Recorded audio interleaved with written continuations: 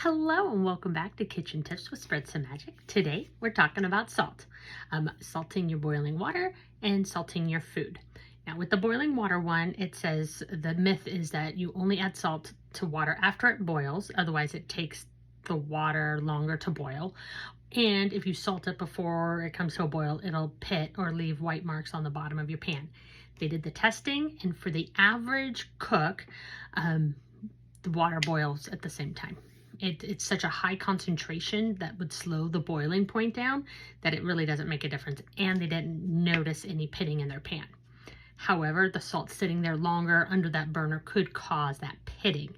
So if you can put it in after it comes to a boil or after it's starting to come to a boil, just do it then. But if you think you might forget, throw it in the beginning. I do it both ways. I haven't noticed any differences in my cooking. The second one's a little bit more involved. It says salt is optional in most recipes and you can leave it out. And it says, so they tested yellow layer cakes made with and without salt and found serious flavor differences. Tasters found the salt-free cake overly sweet but also bland. They called it mild, flat, and dull and could barely detect any vanilla flavor. The cake that included salt was also sweet, but the flavors of butter and vanilla were much more balanced and pronounced. Salt doesn't just enhance flavors in food, it also helps mask less agreeable items like bitterness. By suppressing bitterness, salt allows more desirable flavors, including sweetness and spices, to come through. In bread baking, salt controls the activity of the yeast, strengthens gluten, and accents the bread's flavor, so it should never be omitted. Adding even a small amount of salt to an egg dish keeps the protein in the eggs from bonding to each other, thereby producing a weaker protein chain and more tender eggs.